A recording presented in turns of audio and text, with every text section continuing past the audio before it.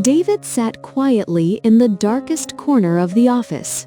Laughter and animated conversations about a new strategy echoed from the elegant meeting room nearby, a room he had never once stepped into. This time was no different. The head of marketing had called another important meeting. Everyone was there except David. A colleague walked past and glanced at him. The look was a perfect blend of pity and contempt. It felt like a cold blade cutting into his already fragile self-respect. David lowered his head and pretended to focus on the lifeless numbers on his Excel spreadsheet. A wave of coldness, shame, and numbness washed over him. He was not only invisible to others, but invisible to his own future. There was nothing remarkable about David's profile: a degree from an average university, broken English, vague soft skills. After hundreds of rejected job applications, he found what looked like luck, or more accurately, desperation disguised as luck, when a mid-sized mobile game company hired him to do miscellaneous tasks in the marketing department. Work so simple that even an intern could have done it better. That night, in his damp and cramped rented room, David stared out the window as tears slid down his cheeks. A surge of regret rose up and tightened his throat. If only I had worked harder on my English from the beginning. If only I had not wasted 4 years of university on meaningless things. Then he suddenly realized something. He had tried before, many times. 2 weeks of learning English, then he quit. 1 month of an online coding course, then he quit. Expensive running shoes, 5 gym sessions, then he quit. Every failure came with a perfectly reasonable excuse. I am not talented. This is too hard for me. I will do it later when I have more time. The vicious cycle returned again and again. Hope, excitement, failure, disappointment, numbness, hope. David became an expert at hunting for shortcuts online. 5 ways to stay motivated. 7 steps to build lifelong habits. His mind was full of knowledge, yet his actions were nowhere to be found. Until one night at midnight, eyes fixed on his laptop screen, David came across a comment on a forum that struck like lightning out of a clear sky. The difference between ordinary people and extraordinary ones is not natural talent. It is frightening discipline. They are willing to endure the boredom of repetition. They train until habits become instinct, until difficulty becomes normal. David read the sentence over and over. His heart raced. He realized that he had never truly endured boredom. He had only touched it briefly before letting go. At that moment, he made a decision. Starting tomorrow, he would begin again, and this time, he would not quit. The next morning, the alarm rang at 5 in the morning, a time that had never existed in David's life during his 4 years at university. He got up, opened an English learning app, and spent 15 minutes on basic greetings. It was boring, but he finished. That was the beginning of a small, personal time revolution. David started looking at every gap in his day differently. He did not look for time to learn. He recycled dead time. On the 45-minute bus ride to work, his headphones no longer played music. Instead, he listened to English podcasts about technology and marketing. He repeated phrases quietly, ignoring the curious looks around him. During 15-minute breaks, instead of chatting in the break room, he stepped onto the balcony and reviewed 10 new vocabulary words on his phone. The breeze and silence helped the words sink in. At lunch, he ate a little faster and spent the last 10 minutes reading a short English article on Facebook ads or Google Analytics, improving both his professional knowledge and his language skills. Every night before sleep, the last 15 minutes of the day were no longer for social media.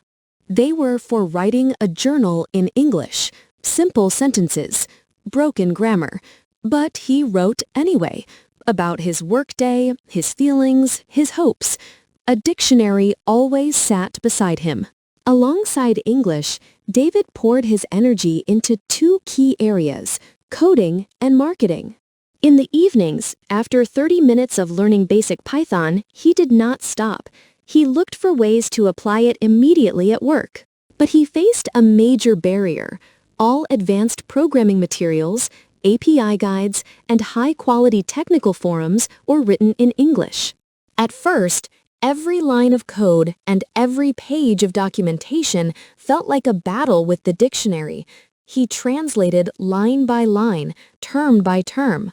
So David turned programming into a living English lesson. He did not just learn code, he learned the language of code. Whenever an error message appeared, he did not only try to fix it, he tried to fully understand what it meant in English. He read explanations on Stack Overflow, solving technical problems, while noting down professional expressions and terminology. Learning became a closed loop. English unlocked coding resources, and solving coding problems enriched his technical English vocabulary. Every Tuesday and Thursday evening, he spent 45 minutes reading in-depth materials on digital marketing, from SEO and content strategy to user behavior analysis. He did not skim. He read to understand the core principles, always asking himself whether something could be automated with code. He joined international marketing forums and read case studies. Every week, he chose one successful campaign and analyzed it in a short report, explaining it in English to sharpen his thinking. Before bed, he opened a new notebook and wrote the first line. Day 1 completed. Do not quit. Day 2. His entire body ached. A voice whispered, "Take a day off. Just one day. You can make up for it tomorrow." David almost listened. Then the image of being invisible, of his colleagues' contemptuous looks, flashed through his mind. He clenched his teeth, picked up his phone, and started 15 minutes of English study. Day 7. His best friend called and invited him out for beers nearby. David took a deep breath and replied, "I am busy studying English." Laughter came through the phone. "Are you crazy? Studying at 9 at night? Just enjoy life." Day 14. His mother called, her voice full of concern. "Do not study so much. It is bad for your health. You do not need to be exceptional. Just be normal and happy. That is enough for me." The word normal hit David like a stone to the face. He realized that sometimes some greatest pressure does not come from trying to be extraordinary, but from others wanting you to remain normal. Day 30. Looking back, David did not see much progress. His vocabulary was still limited. His code was still full of errors. But he had something priceless. 30 consecutive days of not quitting, and he discovered a new fear. The fear of breaking that streak was stronger than the fear of failure. Week 6 arrived, the dead zone of change. The initial excitement had completely disappeared, replaced by pure, dry boredom. Every day felt like a copy of the previous one. No miracles, no clear sense of improvement. Colleagues began to notice and distance themselves. "Why are you acting so strange lately? You do not even come down for lunch. You have been trying for months and nothing has changed. You are still doing the same small tasks." Strangely, those words did not hurt David. They excited him. A burning thought appeared. If I only do what everyone else does and think what everyone else thinks, how can I ever have what not everyone has? He accepted becoming the odd one out. That was the price of being different. Month 2 brought a small opportunity.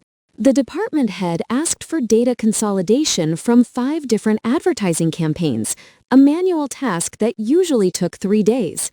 David immediately thought of the simple Python scripts he had learned. He stayed up all night writing an automation script and submitted the result the next morning. The manager frowned. "That was fast. Are you sure it is accurate?" David calmly explained how the script worked. For the first time, the manager's eyes held curiosity and surprise instead of contempt. Month 3. The entire team struggled to merge weekly reports from Facebook, Google, and TikTok ads. David volunteered to handle it. Using API knowledge and Google Sheets, he built a real-time reporting system. 8 hours of manual work became 15 minutes of running a script. The atmosphere in the team changed. David began to be invited into meetings. He was no longer invisible. After about 3 months of persistence, something remarkable happened. When his English became good enough to read without translating every word, a new world of knowledge opened up.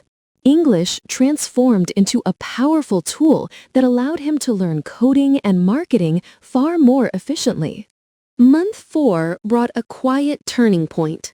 The company hosted foreign partners.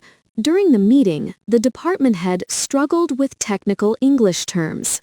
From the back of the room, David stood up with surprising calm, built from hundreds of hours of listening to podcasts, and helped interpret smoothly not just the words but the professional context. In that moment, trust appeared in the partner director's eyes. David realized that the language he had quietly practiced on buses and during lunch breaks was no longer just a skill. It was a key that opened new doors. Month 5 came with a bigger challenge. A viral campaign required posting content to 50 Facebook groups. Doing it manually was slow and risky. David researched quietly. Marketing knowledge helped him understand spam detection algorithms. Programming skills helped him simulate real user behavior. He built a tool that posted automatically with random delays and varied sentence structures. The result was a 300% increase in reach and a 60% reduction in cost. This was the product of connecting 3 pieces together: English to read technical materials, code to build tools, marketing to understand user insight and strategy. At the company-wide meeting, the director called David's name. Applause filled the room. In that moment, David understood that self-discipline was the most powerful weapon for earning respect. Month 6. One afternoon, the head of marketing, the same person who once ignored him, approached David's desk holding a thick stack of documents, his face tense. "David, I need your help urgently. We are preparing an investor pitch and need a performance report covering the past 6 months. The deadline is 3 days." A team of 7 people would need at least a week. David looked him in the eye and smiled calmly. "When do you need it?" "As soon as possible. How long do you think it will take?" 2 hours. "Are you serious?" David was serious. He opened his laptop and activated the automation system he had quietly built over 6 months, the result of nightly coding, weekly marketing research, and the ability to read technical documentation in English. 1 hour and 45 minutes later, the email was sent. 10 minutes later, his phone rang. "David, please come to the CEO's office immediately. Bring your laptop." Inside the office, the atmosphere was formal. "I heard you can easily do the work of an entire marketing team," the CEO said. "Would you like to lead an automation team for the whole company? We can discuss title and salary later." David smiled. "I am ready."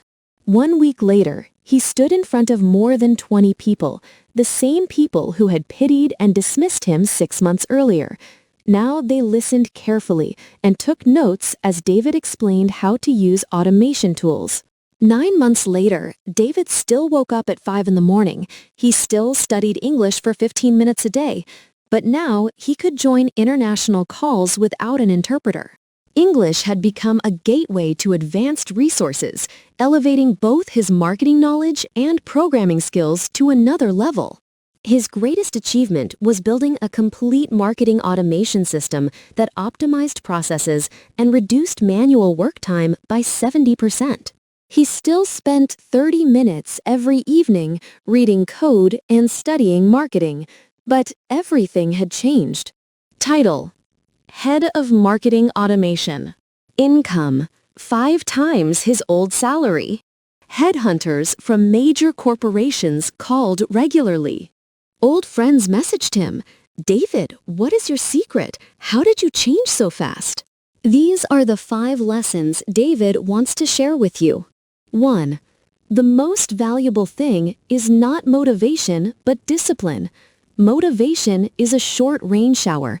Discipline is a river that never stops flowing. 2. Fear breaking a habit streak more than fear failure. Success is born from relentless repetition. 3. Respect being unusual. If everyone around you understands and supports your choice, you are probably walking a very ordinary path. 4.